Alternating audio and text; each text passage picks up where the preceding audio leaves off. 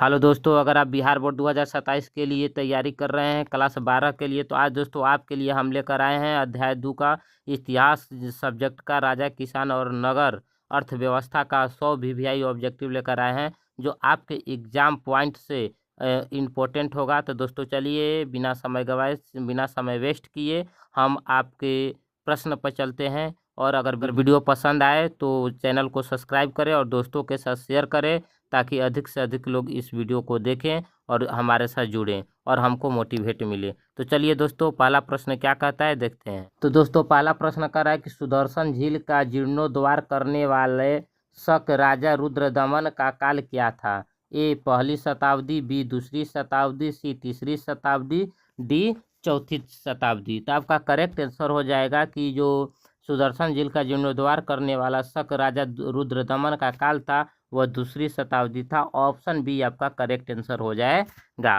प्रश्न संख्या नेक्स्ट क्या कहता है? प्रश्न संख्या दूसरा क्या कर रहा है कि 5वीं सदी का मंद सौर अभिलेख जिसमें रेशम के बुनकरों की एक श्रेणी का वर्णन मिलता है वह कहाँ मिला है? ए राजस्थान में, बी मध्य प्रदेश में, सी कर्नाटक में, डी गुजरात में। तो 5वीं सदी का मंदसौर अभिलेख जिसमें रेशम के बुनकरों की एक श्रेणी का वर्णन मिलता है वो आपको मिला है मध्य प्रदेश में। ऑप्शन बी आपका करेक्ट आंसर हो जाएगा।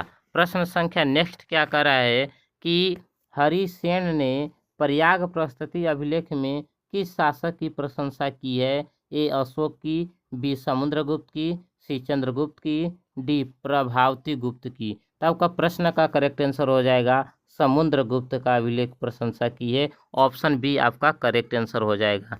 नेक्स्ट प्रश्न क्या कर रहा है कि गौतमी पुत्र सातकर्णी का संबंध किस राजवंश से था? ए सातवाहन राजवंश, बी कुषाण, सी कण्व की, डी शुंग। तो आपका प्रश्न संख्या 4 का आंसर हो जाएगा सातवाहन वंश। ऑप्शन ही आपका करेक्ट आंसर हो जाएगा। प्रश्न संख्या नेक्स्ट क्या कर रहा है कि तमिल संगम साहित्य में वेलार किसे कहा जाता था? ए किसान को, बी बड़े जमींदार को, सी हलवाहा को, डी दास को। तो आपका करेक्ट आंसर हो जाएगा कि वेलार किसे कहा गया? तो बड़े जमींदार को वेलार कहा जाता था। ऑप्शन बी आपका करेक्ट आंसर हो जाएगा। नेक्स्ट प्रश्न क्या कर रहा है कि उज्जैनी किस महाजनपद की राजधानी थी?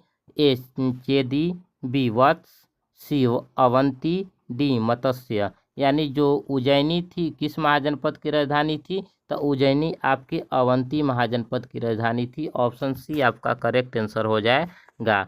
कुषाण शासक अपने नाम के आगे कौन सी उपाधि लगाते थे? ए देवपुत्र, बी स्वर्गपुत्र, सी देवराज, डी विक्रमादित्य। तो कुषाण शासक अपने नाम के आगे कौन सी उपाधि लगाते थे?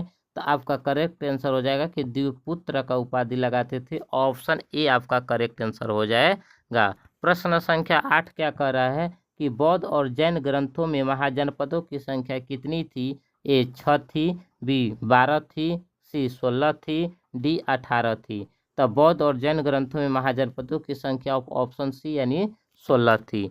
प्रश्न संख्या नेक्स्ट क्या कर रहा है कि धम्म महामत का क्या कार्य है? ए धर्म का प्रचार करना, बी राजस्व संग्रह करना, सी मंदिर निर्माण करना, इनमें से कोई नहीं। तो आपका 9 का करेक्ट आंसर हो जाएगा कि धर्म का प्रचार करना इसका कार्य था। ऑप्शन ए आपका करेक्ट आंसर हो जाएगा।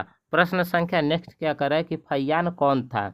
ए नाविक था, बी चिकित्सक था, सी चीनी तीर्थयात्री था, डी सेनापति था। तो जो फैयान था वो आपका एक चीनी तीर्थयात्री था। ऑप्शन सी आपका करेक्ट आंसर हो जाएगा।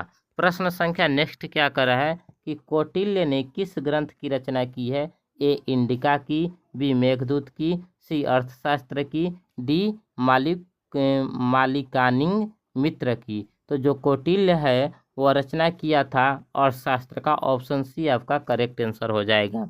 प्रश्न संख्या नेक्स्ट क्या कर रहा है कादम्बरी के लेखक कौन है? तो कादम्बरी के लेखक ए कालिदास जी, बी कौटिल्य जी, सी बाणभट्ट, डी अश्वघोष।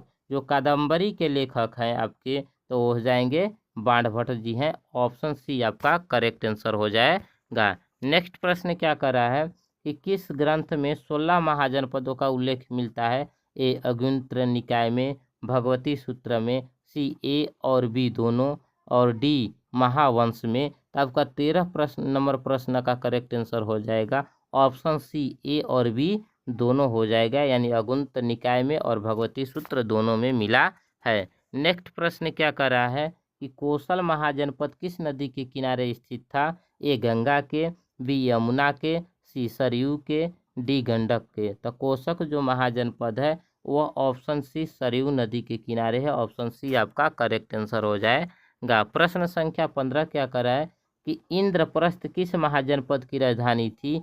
ए अंग की, बी मगध की, सी कौशल की, डी कुरु की। जो इंद्रप्रस्थ थी वो कुरु की महाजनपद की राजधानी थी। ऑप्शन डी आपका करेक्ट आंसर हो जाएगा। प्रश्न संख्या नेक्स्ट क्या कर रहा है कि अशोक की अभिलेख किस भाषा में है? ए संस्कृत में, बी प्राकृत में, सी हिंदी में,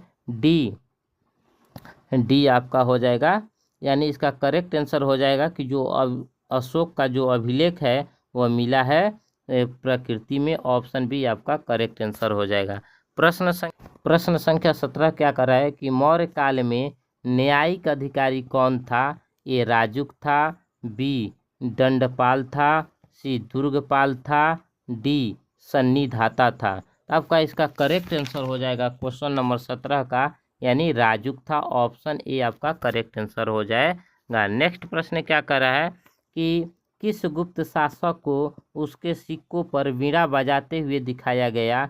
ए चंद्रगुप्त प्रथम, बी चंद्रगुप्त द्वितीय, सी चंद्रगुप्त, डी स्कंदगुप्त। आपका 18 नंबर क्वेश्चन का करेक्ट आंसर हो जाएगा, यानी समुद्रगुप्त, यानी ऑप्शन सी आपका करेक्ट आंसर हो जाएगा। 19 नंबर क्या कर रहा है कि चंद्रगुप्त की मृत्यु कहाँ हुई थी? ए पाटलिपुत्र में, बी तक्षशिला में, सी श्रवणबेला में, डी उज्जैनी में। तो आपका चंद्रगुप्त का मृत्यु हुआ था श्रवणबेला में हुआ था, बेल गोला में हुआ था। ऑप्शन सी आपका करेक्ट हो जाएगा। प्रश्न संख्या 20 क्या कर रहा है किस शासक को प्रियदर्शी कहा गया है? ए अशोक को, बी समुद्रगुप्त को, सी चंद्रगुप्त को, डी बिंदुसार को। तो आपका करेक्ट आंसर हो जाएगा अशोक को प्रियदर्शी कहा गया। ऑप्शन ए आपका करेक्ट आंसर हो जाएगा। प्रश्न संख्या 21 क्या कर रहा है कि महाभाष्य के लेखक कौन है? ए कौटिल्य है, बी कालिदास है, सी हरिसेन है, डी पतंजलि है। जो महाभाष्य के लेखक है ऑप्शन डी यानी पतंजलि है। प्रश्न संख्या नेक्स्ट क्या कर रहा है कि प्रयाग प्रस्तुति का संबंध किस गुप्त शासक से है? ए चंद्रगुप्त प्रथम, समुद्रगुप्त, चंद्रगुप्त विक्रमादित्य, डी स्कंदगुप्त। तो प्रयाग प्रस्तुति का जो संबंध है वो आपके समुद्रगुप्त से है। ऑप्शन बी आपका करेक्ट आंसर हो जाएगा। नेक्स्ट प्रश्न संख्या 23 क्या कर रहा है कि मेगास्थनीज किस भारतीय शासक के दरबार में आया था? तो ए अशोक के, बी बिंदुसार के, सी चंद्रगुप्त मौर्य के, डी स्कंदगुप्त के। जो मेगास्थनीज था वो भारत आया था किसके शासनकाल में? तो चंद्रगुप्त मौर्य के शासनकाल में आया था। ऑप्शन सी आपके करेक्ट आंसर हो जाएगा कि चंद्रगुप्त के दरबार में आया था। प्रश्न संख्या 24 क्या कर रहा है कि राजतरंगिणी के लेखक कौन थे? ए कौटिल्य, बी पाणिनि, सी विशाखादत्त, डी कलहड़। तो राजतरंगिणी के जो लेखक हैं वो आपके कलहड़ महोदय जी हैं। ऑप्शन डी आपका करेक्ट आंसर हो जाएगा। प्रश्न संख्या 25 नंबर क्या कर रहा है अंगुत्तर निकाय के अनुसार महाजनपदों की संख्या कितनी थी? ए 8, बी 16, सी 32, डी 64।